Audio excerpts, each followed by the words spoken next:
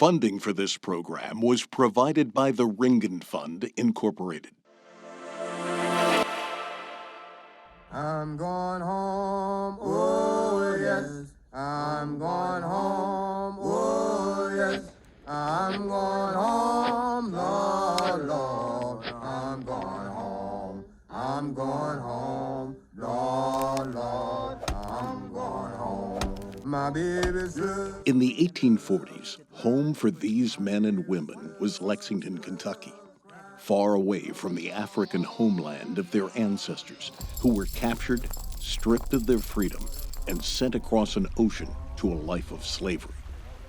This is the story of one such slave who fled bondage from Ashland, the estate of Senator Henry Clay in Lexington, Kentucky. Escaping the clutches of slavery was a terrifying and grueling ordeal. Every step tracked by slave catchers who were employed to pursue and return escaped slaves to their enslavers. This is also the story of the brave men and women in small towns that dotted the map between slavery and Canada, who risked imprisonment and fines to make the trek possible. Unfortunately, as with most slaves of the period, we don't even know his name. But we do know one place he stayed along the Underground Railroad on his way home, not to Africa, but to a life of freedom in Canada. I'm going home.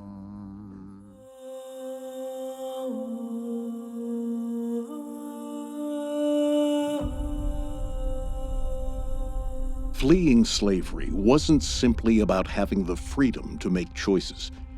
It was about escaping brutality and violence and the dehumanization of being bought and sold, making family separation a constant threat.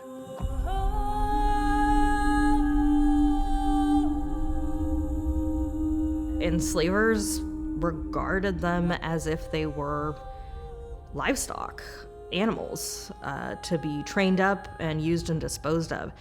And violence is one way, whether it's physical violence, emotional violence, all sorts of other types of manipulation to try and force this relationship.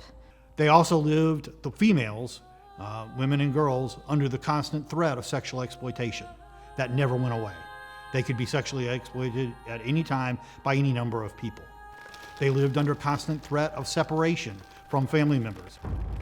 We know about the vicious beatings, we know about the sexual assaults, but I do think the more insidious ways of dehumanizing the enslaved are the things that are sometimes embedded. Thomas Jefferson wrote that the reason that Africans look the way they do, and he describes the darkening of the skin and the prognathsis, meaning that the jaw juts out and the flat, broad noses. I mean, essentially a face like mine, that we look this way because African women chose to mate with orangutans rather than African men. And yet he's writing this knowing the kind of racial fiction that was. In the 1740s, slavery existed in every North American colony.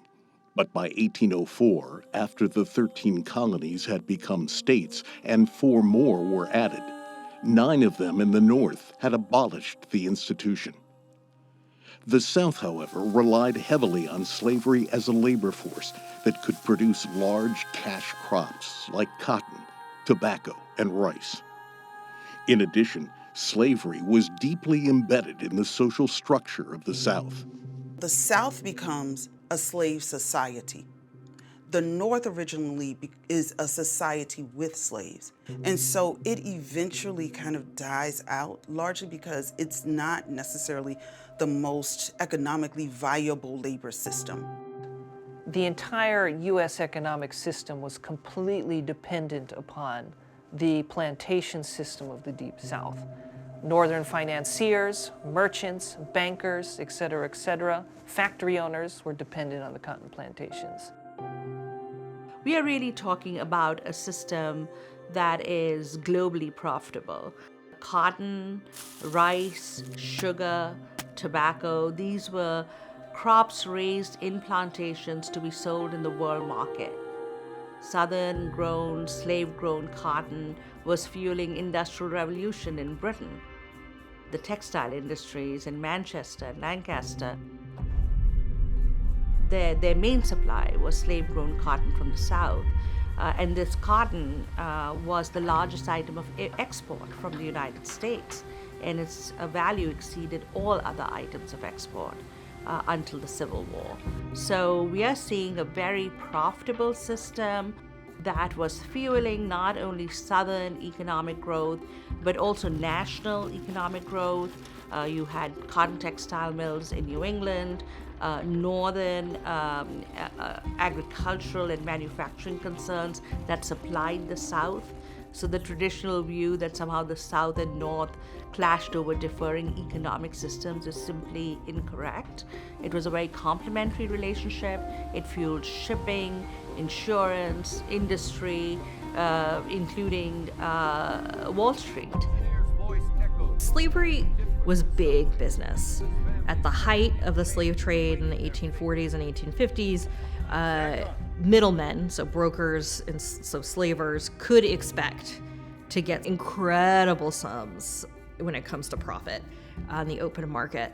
So we have to understand that, crass as it is to think in these really stark financial terms, enslavers, even small-scale ones, saw enslaved people as financial products, akin to parents who buy their children a car when they graduate high school or help them with a down payment on a house. Again, it's deeply dehumanizing and crass to think of it in these terms, but that's really how stark it is. Sold to the gentleman in the black hat. There's hundreds of middlemen. Whether you are the steamboat owner who's pulling a cargo of hemp and enslaved people down the river, you're a blacksmith who makes shackles, you're someone with a basement who can use it as a temporary holding pen for enslaved coffles waiting to either walk down through Tennessee into Alabama country or make their way to the river and go all the way to New Orleans.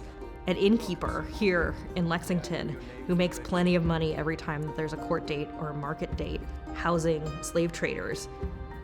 There's all kinds of money to be made on slavery, even indirectly. And so I think it's important to recognize that it's not just enslavers who own land and are farming hemp or tobacco or corn. It's all these other auxiliary industries that are making money hand over fist on slavery.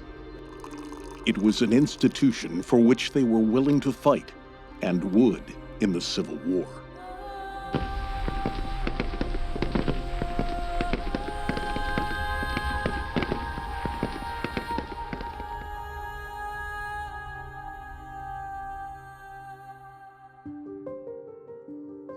In the 1800s, the South was unlike the increasingly industrialized North.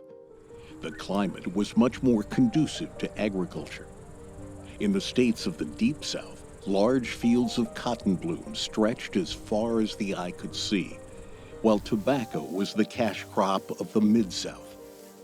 Other crops added to the economic success. However, that success was dependent on the plantation system, enslaving people to do the work. According to historic estimates, there were more than 46,000 plantations in the South in the 1800s. According to the census of 1860, there were nearly 4 million slaves.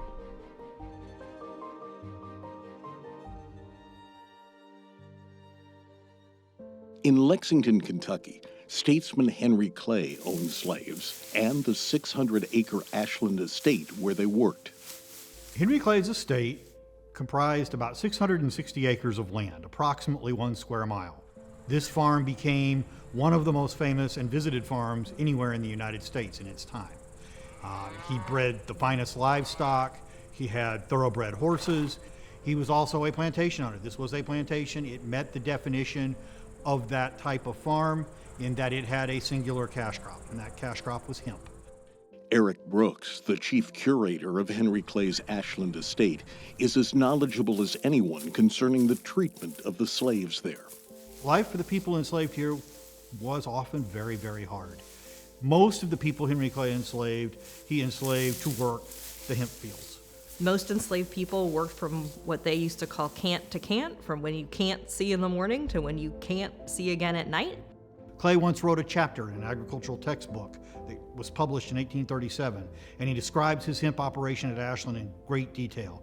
And he says at the end of the chapter that the reason I am successful, the reason that Kentucky is successful, is that there is a ready supply of enslaved labor. So he makes no bones about that fact. Clay was somewhat of an enigma, a Speaker of the House, a senator, Secretary of State, and three-time presidential candidate who had personal and political views about slavery that were conflicting. He called slavery unjust, a great evil, and said it was undoubtedly a manifest violation of a man's rights. However, during the course of his life, Clay owned about 140 slaves. He was essentially born a slaveholder. I mean, he was born into the slave-owning aristocracy and never varied from that the rest of his life. There was never a time when he did not own slaves. So he had no bones about the fact that he was wealthy because he enslaved people. He knew that was how things worked, and he was comfortable with that. Further, he enslaves about 140 people. Right now, today, we have records of emancipation of a grand total of 6 of those people. That's powerful math, and I think it says a great deal about how Clay felt about slavery. Now, he had it also to deal with it as a political issue. That's a different matter. He sees clearly from the beginning of his career that it divides the nation. It always had. There was no question of that. It never stopped being an issue. It only became more of an issue as time passed and the nation expanded. He wanted to find ways to deal with that, to ensure that it did not break the nation apart, that it did not threaten the continued development and growth of the nation. So he espoused ideas of finding a compromise that everyone could live with so that the country could continue to grow and develop. Clay's complex struggle with the issue of slavery was evident in legislation where he played a key role. The Missouri Compromise in 1820 allowed Maine to be admitted as a free state and Missouri as a slave state. The Compromise of 1850 included a series of laws allowing California to be admitted as a free state and banning the slave trade in the District of Columbia. It also included a new fugitive slave law, requiring free states to return runaway slaves to their owners and establishing harsher penalties for those who helped the slaves. Despite those efforts, the tension between slaveholders and those against slavery continued to grow, and Clay's compromises would only delay the inevitable, a war between the states.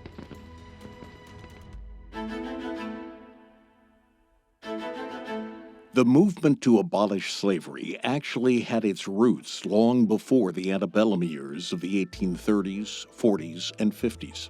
The first wave of abolition, organized abolition, arose in the Revolutionary era when the northern states abolished slavery and the African slave trade was abolished. And the second wave, which really begins in the 1830s, 1820s, 1830s, but reaches a peak in the 1840s and 50s, just before the Civil War.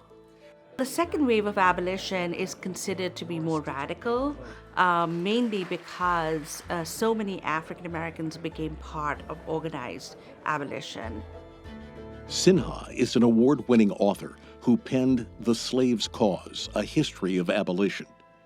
She points out that, for the most part, the abolitionist movement was made up of ordinary people doing extraordinary things. Abolitionists were not powerful people. They tended not to be very rich. They tended to be, men and women of modest means. Their petitions were gagged in Congress. Many times they were met with racist mobs who attacked their meetings for being promiscuous.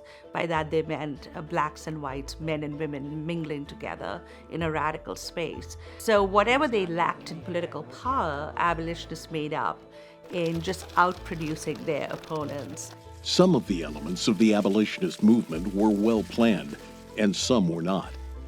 In his book, The Most Absolute Abolition, which was a finalist for the prestigious Harriet Tubman Prize in 2023, Jesse Olsavsky, an assistant professor of history at Duke's Kunshan University in China, describes the abolitionist vigilance committees.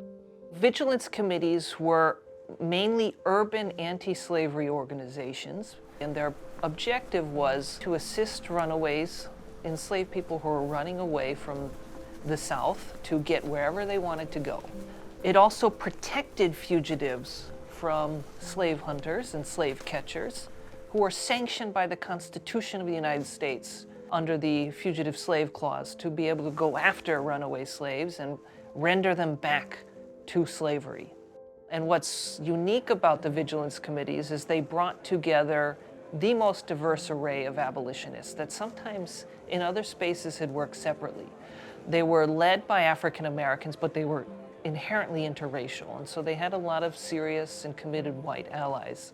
On the eastern seaboard, the work of the Vigilance Committees was more public and open than in the states to the west, because there was a much different climate concerning runaway slaves. The Eastern Coast Vigilance Committees were very closely connected to the abolitionist presses, and so their ideas and their activities were constantly before the public. But in the case of the Midwest, the Vigilance Committees operated like secret societies. For example, in Ohio, there was extreme anti-Black racism, and so one had to be careful.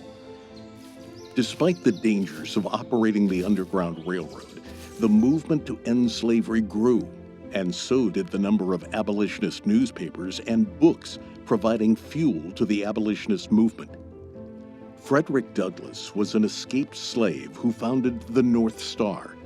He became one of the greatest orators of his day and a leading abolitionist and writer.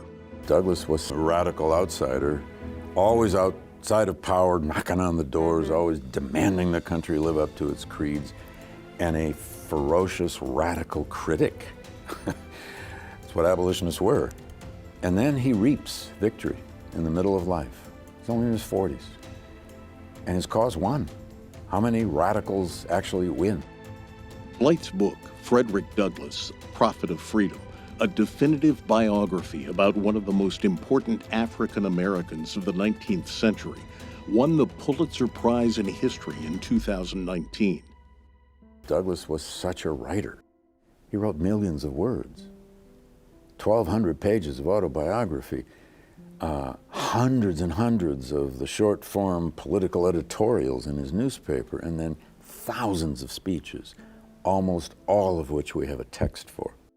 Quite likely, more Americans heard Frederick Douglass speak than any other American of the 19th century.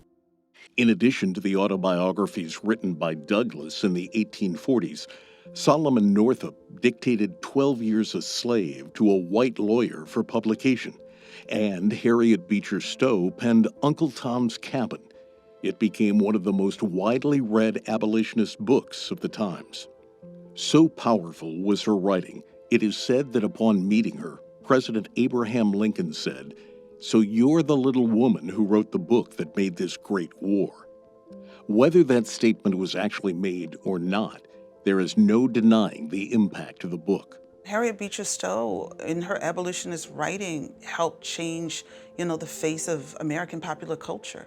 What she's able to do is create conversation. She's able to go on speaking tours. It was about how can you as an artist, lend your political voice and your advocacy work to a cause. An author and popular public speaker, Professor Deirdre Cooper Owens, has written about another powerful voice of the antebellum years, runaway slave Harriet Tubman. To think about a person born into slavery who remained illiterate for all of her 91 years, and yet this woman was so smart. By the time she attempts to run away with her two brothers, that attempt was unfortunately unsuccessful. But she now realizes, you know what, I think I can do this. And she runs a second time, and it's successful.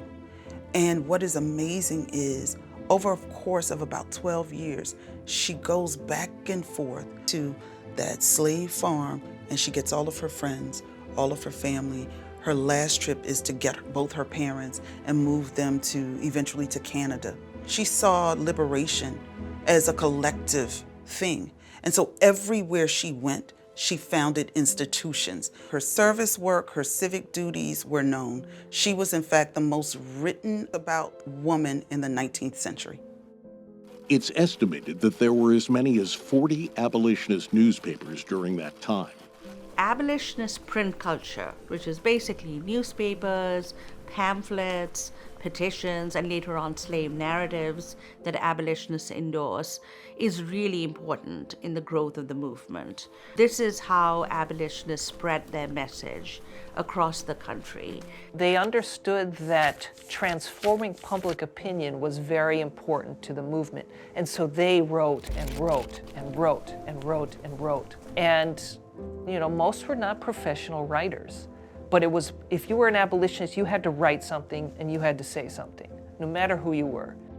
The first documented use of the phrase Underground Railroad was published in one of those abolitionist newspapers, the Tocsin of Liberty. It came in the August 10, 1842 edition, written by Thomas Smallwood under the pseudonym Sam Weller. Smallwood was born into slavery, bought his freedom, and then helped 400 others escape to freedom. Roaming the countryside would be slave catchers, employed by slave owners in some cases, or working for rewards in others. It was at the height of this bitter national debate over slavery that one of the slaves of Ashland ran away.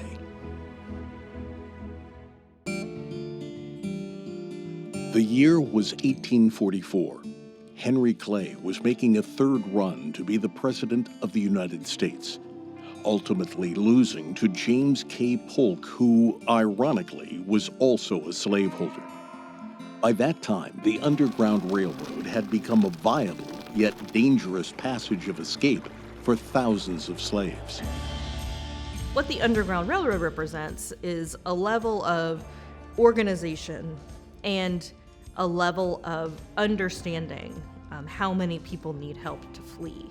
And the introduction of white abolitionists into the movement, folks willing to take the risk of either turning a blind eye to who happened to be sleeping in their barn that night, to physically constructing, places in their homes to hide people, to being a ready way station. They were risking quite a bit themselves to participate. Knowing that there was an increasingly active network of folks outside of those local networks who were willing to help really bolstered a sense that maybe the tide could be turning here. Maybe enough people would think slavery was wrong and do something about it. Professor Holden, who also serves as the director of the Central Kentucky Slavery Initiative, is the author of Surviving Southampton, African American Women and Resistance in Nat Turner's Community. Turner, a slave in Virginia, was put to death after leading his slave rebellion in 1831. There's a massive revolt that leads to the death of almost 60 white men, women, and children. And the lesson for many was that while the militia may ultimately prevail, while the many systems of the slaveocracy may ultimately put the rebellion down, that doesn't guarantee that you won't be murdered before that system locks into place. One thing that the rebellion does signal is that getting rid of slavery might not have a political answer. Ultimately, the solution would be a war. But until that point, the debate raged and grew into defiant action. Families in towns and villages used their homes and barns as stations on the Underground Railroad. Others, called conductors, would guide the runaway slaves from one station to another. The trepidation was palpable for both the freedom seekers and those who helped them. It's a constant state of fear that you will be found out, that you might be considered a race traitor, that you could be taken away from your family, and imprisoned, or have your business burnt down, or to be socially ostracized. The Underground Railroad connected many people in a common cause and helped tens of thousands of runaway slaves to freedom. One of Henry Clay's slaves made a journey to freedom that was well documented. It was the story of Lewis Richardson, who was also a slave at Ashland in the 1840s.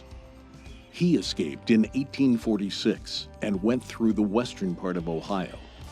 After arriving in Amherstburg, across from Detroit in Canada, Richardson gave a speech about slavery and his experience at Ashland that was so impressive, a transcript of the speech appeared in newspapers throughout the North and even in Europe.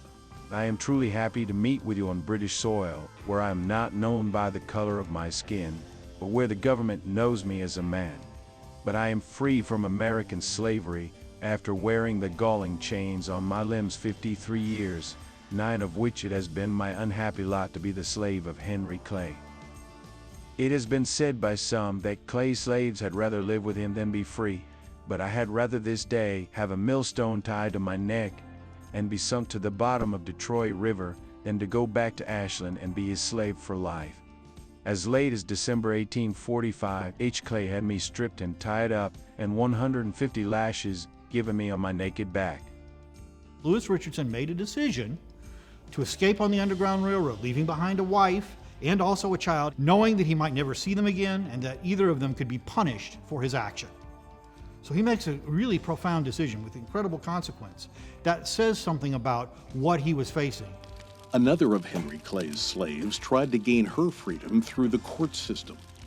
Charlotte Dupuy was a cook and housekeeper, while her husband Aaron was a coach driver and personal valet for Clay. While serving as Secretary of State, Clay spent a great deal of time in Washington, D.C. Traveling there with him, Charlotte, Aaron, and their 2 children stayed in the Decatur house. Charlotte had filed a lawsuit against Clay for her freedom and that of her children. She does that in 1829 because she knows that Clay's term as Secretary of State is up and he's not staying around for the presidency of his enemy, Andrew Jackson.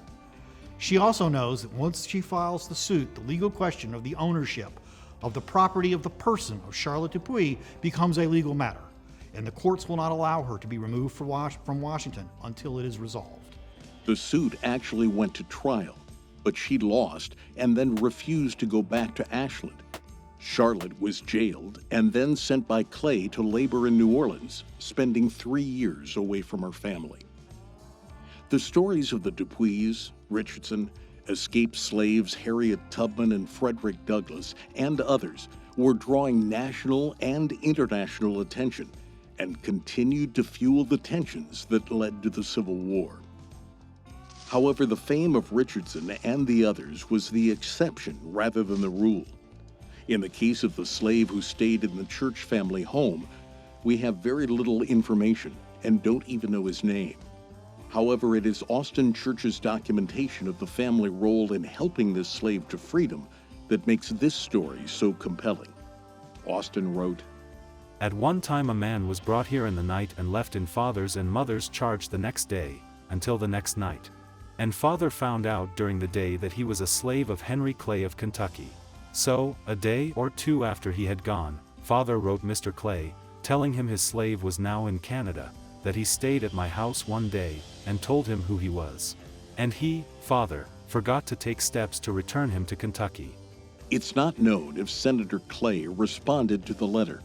However, the story does provide documentation of one stop on the slave's journey to freedom. It's estimated that approximately 100,000 enslaved Americans escaped to freedom from the states that allowed slavery. As many as 50,000 of them came through Ohio. The routes to freedom on the Underground Railroad were almost as numerous. Combining that with the secrecy of the times and the lack of identification for runaway slaves makes telling the story of one person's journey nearly impossible. However, the writings of Austin Church tell us of a town, family, a house, and even words from a letter as a starting point. We also know that a slave of Henry Clay's stayed in Columbiana, Ohio, and we have a well-documented story of a Henry Clay slave moving through southern Ohio. Of course, we know the starting point, the Ashland estate of Henry Clay in Lexington, Kentucky. There was fear on every step of the journey, but the prize of freedom was worth it.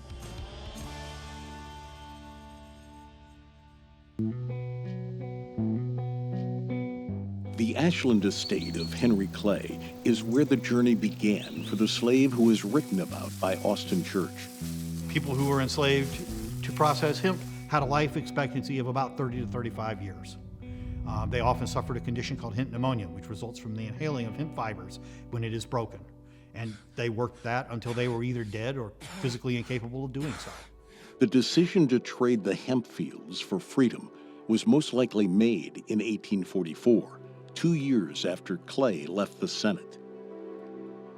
The first 70 miles of the journey were made through the backwoods of northern Kentucky.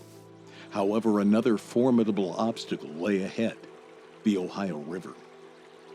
We can't overstate how dangerous that journey was. We can't overstate that in most slave states, if someone was killed while trying to flee, no one would be held accountable for that murder, that you could end up in a jail held by a sheriff, where either you'd be claimed again by your enslaver, or the sheriff could put you up for auction and you end up even further south.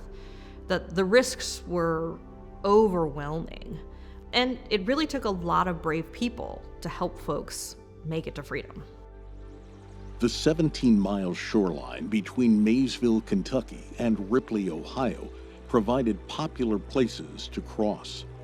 One reason was the support of abolitionists. The other reason was the river's width and depth. A boat wasn't always necessary. At times during the year, one could wade across. During the winter, the river froze and it was walkable.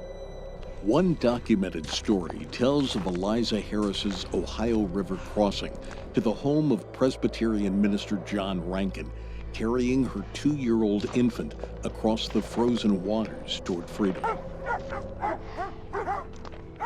There are bounty hunters following her, she realizes, and so she steps out onto the ice on the Kentucky side of the river and takes a few steps with her baby, and she falls through into the river, and she throws her baby up on another big cake of ice, and she climbs up on it and continues her trek across the Ohio River to Ohio, to Ripley, and she falls in another time, but eventually is able to make it to the shore, and she climbs up the steep hill to the Rankin house. And so her needs are taken care of. Then she's moved on north. We know she eventually makes it to Canada. Historians say that when Harriet Beecher Stowe heard the story, Harris became the model for Eliza in Uncle Tom's Cabin. Reverend Rankin, his wife, and their 13 children performed remarkably for decades in helping runaway slaves to freedom. We have a lot of information written by Reverend Rankin, and in that he tells us that over about a 40-year period of living here in Ripley, he and his family aided roughly 2,000 fugitive slaves escaping through their farm home. And he also wrote, "I never lost a passenger." Rankin was so successful that embittered Kentuckians placed a $3,000 bounty on his head, and he was wanted dead or alive. There was even a gun battle on his property. The Rankin sons are in a gunfight battle with Kentucky slave owners and bounty hunters. And when it's all over, several of the bounty hunters are seriously injured, and none of the Rankin men are, with the exception of one of John Rankin's sons, and a bullet has grazed his shoulder. However, the Rankins persisted, putting a light in the window as a shining beacon for runaway slaves on the Kentucky side of the river. Runaway slaves would move through the property quickly. The trail was dangerous and exhausting. They traveled mostly by night, always in fear of the slave catchers who earned their money by capturing and returning slaves to their owners. Sleep came only when there was time and a safe place.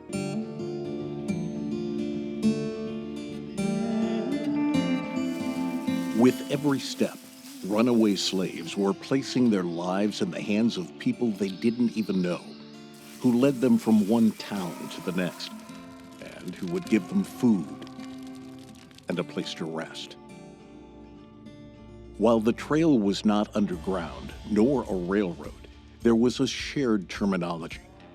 The passengers were the runaway slaves. Agents would provide help to the passengers along the way. Conductors were people who guided the slaves from one location to the next. The locations were called stations, and the owners of the homes, barns, and root cellars that provided shelter for the runaway slaves were called station masters. Typically, the distance between stations was between 10 and 20 miles. Even before the rise of the 19th century abolition movement, you had a lot of mainly Protestant dissenters in British North America who were anti-slavery. The law authorized local governments to seize and return fugitive slaves to their owners. Penalties could be imposed on anyone who helped the runaway slaves. Harsher penalties, including fines and jail time, were part of a much stronger Fugitive Slave Act of 1850, and the responsibility shifted from local governments that were often more lenient to the federal government. Henry Clay's slave was only a few stops and a handful of miles from Lake Erie, where a ship would take him on the last stage of his journey to Canada and freedom.